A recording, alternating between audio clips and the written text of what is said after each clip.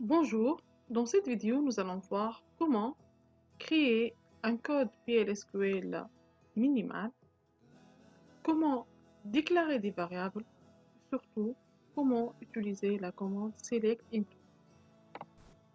PLSQL est un langage procédural qui appartient à l'environnement Oracle, c'est-à-dire qu'on ne peut exécuter que sous un SGBD Oracle ou un environnement Oracle. PLSQL, c'est un langage procédural. Ça veut dire quoi procédural? Ça veut dire que je peux utiliser le for, le if, le while. C'est pas comme SQL c'est pas comme SQL. C'est un ensemble de commandes qu'on le mélange pour trouver un résultat. Non, PSQL, on va programmer convenablement. On va faire des fonctions, des procédures, while, if, for, tout ça. P. Mais qu'est-ce qu'il contient exactement? PLSQL, il peut contenir des déclarations de variables, de gestion des exceptions et aussi, il peut contenir des commandes SQL. Bon, les commandes SQL qu'on peut les insérer dans PLSQL, on a des select, insert, update, delete, commit, rollback, save point et les fonctions built-in Oracle. On peut les intégrer dans PLSQL. Bien sûr, full if, full while, full for, on peut les utiliser en PLSQL. Et qu'est-ce qu'il peut contenir PLSQL? PLSQL ne peut pas contenir les commandes LDD, comme alter, create ou new rename. Donc, on ne peut pas les utiliser. Aussi, les instructions de contrôle, comme grant et revoke. Pour écrire un code en PLSQL, on doit suivre cette forme. On a déclare, begin et and avec point virgule et puis exception s'il y a des exceptions. Bon, juste je vais vous informer que declare est une partie optionnelle. On peut l'enlever si on n'a pas de déclaration des variables. Et exception, de la même manière, c'est optionnel. Si on n'a pas des exceptions à gérer, on peut enlever cette partie. Donc la partie obligatoire, c'est begin et end.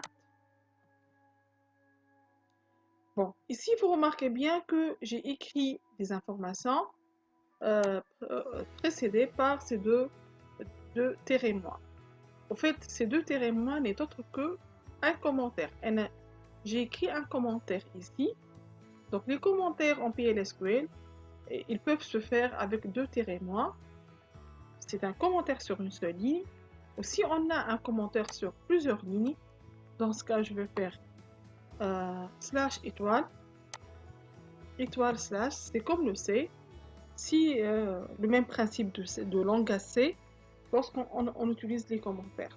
Donc, slash étoile, étoile slash, c'est pour faire un commentaire sur plusieurs lignes. Si on a un commentaire sur une seule ligne,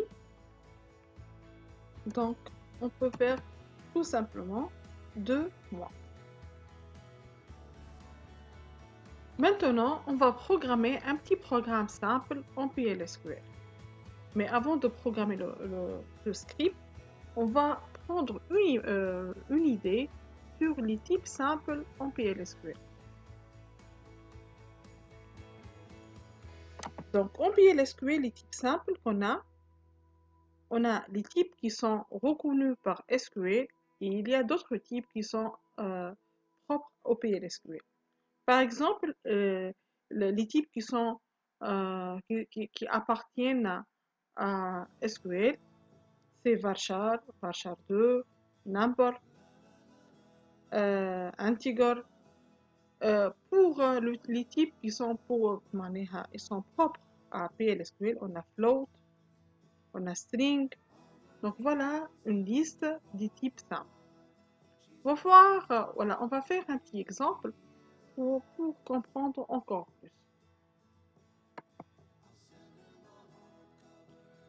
Voyons ici comment on a déclaré la variable n. En PLSQL, dans la partie déclaration,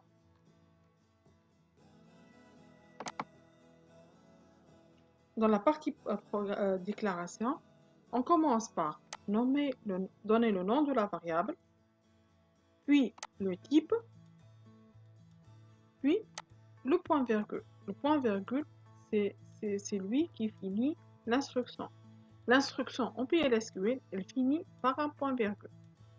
Bien évidemment, si on a d'autres variables, on peut les nommer de la même manière. On cite le type et puis point virgule. Voilà. Et puis, dans la partie instruction, entre begin et end, j'ai affecté à n 10. Pour faire l'affectation, on utilise l'opérateur de points égal.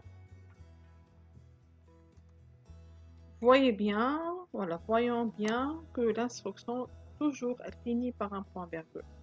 Maintenant, après l'initialisation de n à 10, je vais afficher le contenu de ce n. Pour faire l'affichage, voilà, l'affichage se fait via cette commande, dbms,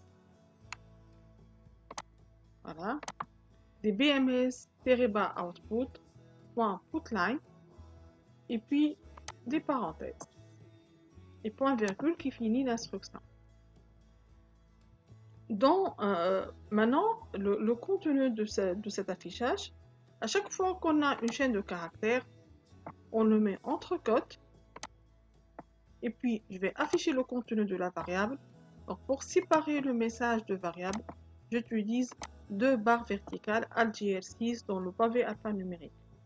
De la même, pour séparer la variable au message, j'ai utilisé 2 barres verticales et puis 2 barres verticales pour afficher à la fin une autre variable, voilà une expression.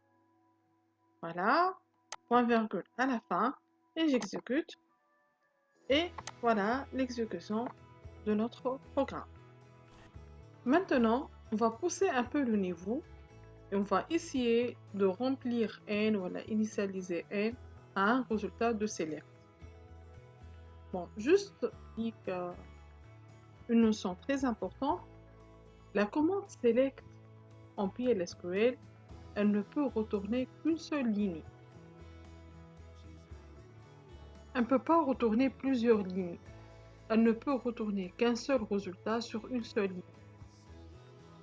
Donc, dans le cas où select, elle retourne plusieurs lignes, elle va générer une erreur. Mais comment on écrit le select de PLSQL? Bon, avant tout, j'ai un tableau qui s'appelle 1. Je vais essayer d'utiliser SQL, puisque le select de PLSQL, elle retourne qu'un seul résultat. Ici, je veux consulter la table 1. Donc, je vais utiliser le select de SQL, notre select habituel qu'on a l'habitude de travailler avec. Select. Voilà qu'est-ce que j'ai dans mon tableau. Maintenant, je vais écrire le select de PLSQL. Celui-là, c'est le select de SQL. Je vais l'enlever.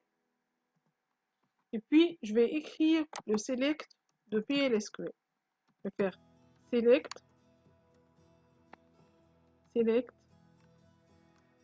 Voilà. Le select de PLSQL dit, mais elle comporte ce terme clé into. Le select de PLSQL dit, mais il comporte le terme, la clé into. Donc, le résultat de select, il va être stocké dans une variable. Voilà, et puis je termine ma forme de select habituelle. Voilà, donc ici je vais sélectionner le nombre total des employés. Bien sûr, je dois stocker ce nombre dans N from la table 1. Puis ici, je vais afficher le nombre d'employés et 2 barres verticaux et puis N, le nombre d'employés. Je répète encore une fois, le select de PLSQL ne peut retourner qu'un seul résultat sur une seule ligne. Et donc, à chaque fois qu'on sélectionne quelque chose, on doit penser à le stocker dans une variable. La variable qui va prendre l'information de select, elle doit avoir le même type de ce résultat. Ici, count étoile est de type integer, c'est pour ça que j'ai déclaré mon int integer. Voilà.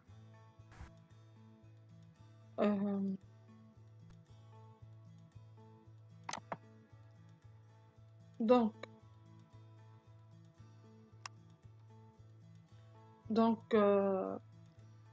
lorsqu'on fait un select en PLSQL, et ce select retourne un résultat vide. Ici, par exemple, si on veut chercher le nombre total des employés, et la table imp est vide. Donc, dans ce cas, une erreur d'exécution, elle va être déclenchée. Cette erreur d'exécution, elle s'appelle exception.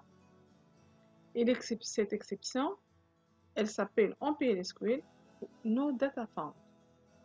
Donc, lorsque select, elle s'exécute et retourne un résultat vide, une exception prédéfinie en Oracle se déclenche.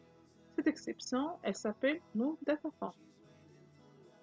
Bien évidemment, il y a toute une liste des exceptions prédéfinies sur Oracle.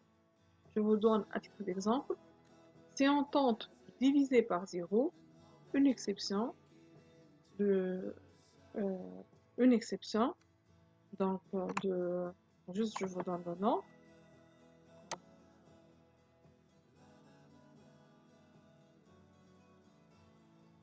Voilà la liste des exceptions prédéfinies. 0 divide.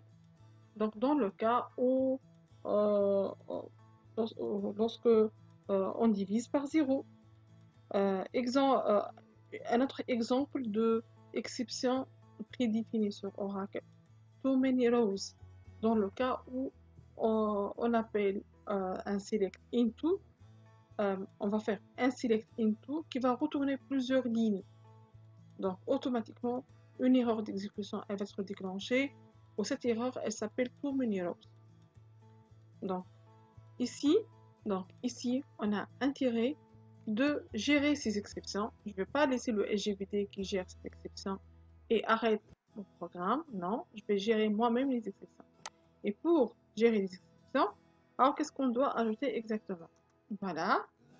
Donc, on va ajouter exception dans la partie traitement. Et puis, on va gérer l'exception déclenchée. Dans notre cas, c'est NoDataFound qui va être déclenché. J'ai pas de division par 0. Ce select, il va pas retourner plusieurs lignes. Donc la seule exception qui peut être déclenchée, c'est dans le cas où la table imp est vide. On veut chercher le nombre total des employés. Voilà. Alors comment on fait? Exception. Et puis when, le nom de l'exception, then, et puis le traitement associé. Ici, le traitement que j'ai choisi est d'afficher ce message DBMS, pas d'employé. DBMS output.putline, pas d'employé. J'exécute. Voilà, on est arrivé à la fin de cette vidéo. J'espère que toutes les notions qu'on a vues sont claires. Merci pour votre attention.